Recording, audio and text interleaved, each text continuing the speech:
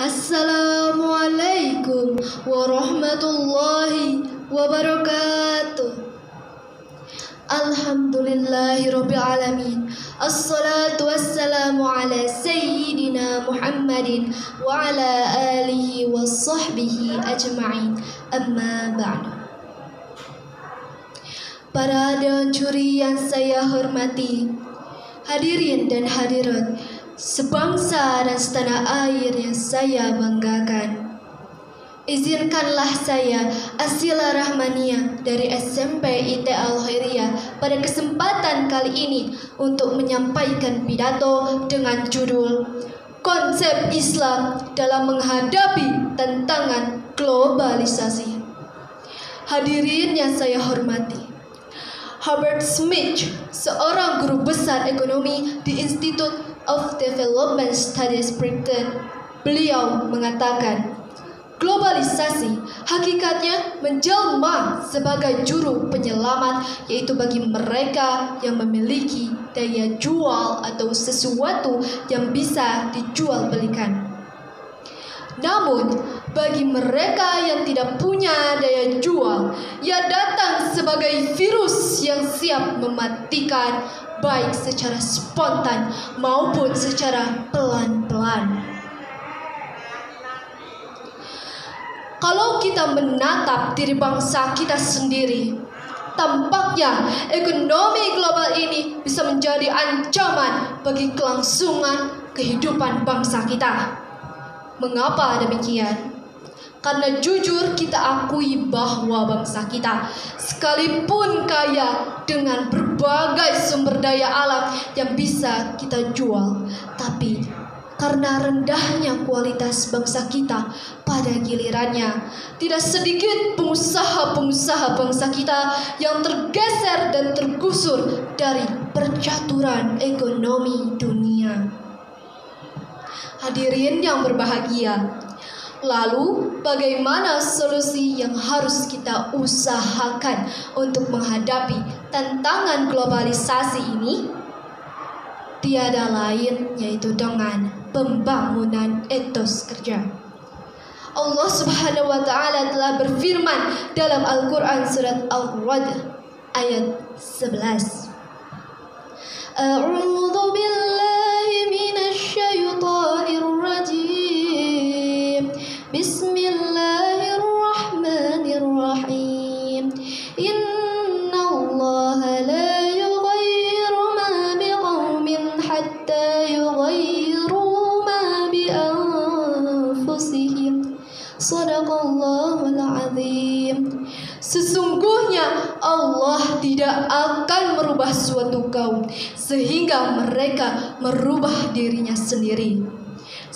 Hadirin yang berbahagia, secara filosofis, firman Allah tadi merupakan landasan epistemologis dalam mengimbangi perubahan zaman, yaitu dengan menumbuhkan semangat perubahan atau spiritual of change. Dengan demikian, untuk mengimbangi perubahan zaman menuju era globalisasi ini, tiada jalan yang harus kita tempuh, yaitu melakukan perubahan. Baik merubah cara pandang kita, terutama perubahan cara kerja kita, dengan kata lain, meningkatkan etos kerja. Sebab dalam etos kerja ini tersimpan gumpalan ruh yang akan membakar jiwa, menggelegar, mencuat ke permukaan, membangkitkan semangat kehidupannya dalam meraih amal yang optimal, bahkan berupaya untuk meraih kerja yang sempurna. Oleh karena itu, untuk mengimbangi perubahan zaman, ada hal yang harus kita tempuh yang merupakan rukun dari etos kerja itu sendiri. Apa saja hal itu? Pertama, berkreasi dan bekerja. Maksudnya adalah menjadikan totalitas kehidupan kita untuk bekerja, beribadah dalam bentuk yang nyata. Dengan demikian, membudayakan produk yang berkualitas dari manifestasi kreativitas masing-masing merupakan salah satu kewajiban bagi kita. Sebab dengan hal ini citra diri kita akan terpanggil sebagai diri yang terlahir untuk mengukir sejarah dengan tapak-tapak prestatif. Bahkan jauh dari itu jasa-jasanya akan memancar terasakan oleh orang lain sebagai bekas sujud. Kedua, bersungguh-sungguh dalam bekerja. Maksudnya adalah bekerja bukan hanya asal-asalan untuk mencari kebutuhan sesaat. Bekerja yang asal-asalan bukan termasuk orang yang punya etos kerja yang tinggi. Bekerja yang diharapkan adalah bekerja yang maksimal. Rasulullah Shallallahu Alaihi Wasallam telah bersabda, sesungguhnya Allah sangat mencintai jika seseorang bekerja dilakukan dengan cara itqan atau maksimal dan sempurna. Ketiga, memiliki ketajaman dalam berpikir. Maksudnya adalah mencurahkan akalnya untuk meneliti dan mengkaji segala bentuk perubahan sekaligus mampu mengambil sikap dari perubahan itu.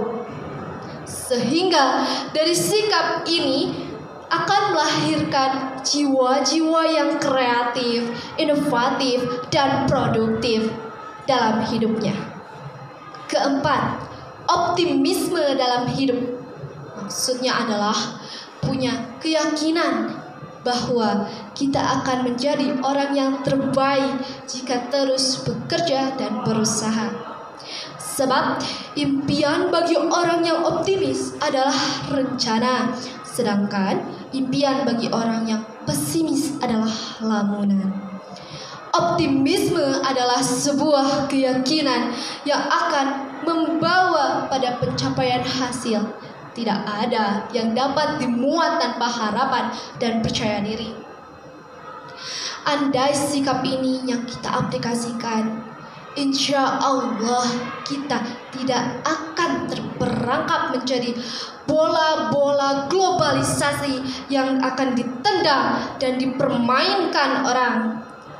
Hadirin yang berbahagia, dari uraian tadi dapat kita tarik kesimpulan bahwa untuk menghadapi tantangan di era globalisasi ini, yaitu dengan meningkatkan etos kerja kita dalam segala hal. Demikian yang dapat saya sampaikan. Terima kasih atas segala perhatian. Mohon maaf atas segala kekurangan. Wassalamualaikum warahmatullahi wabarakatuh.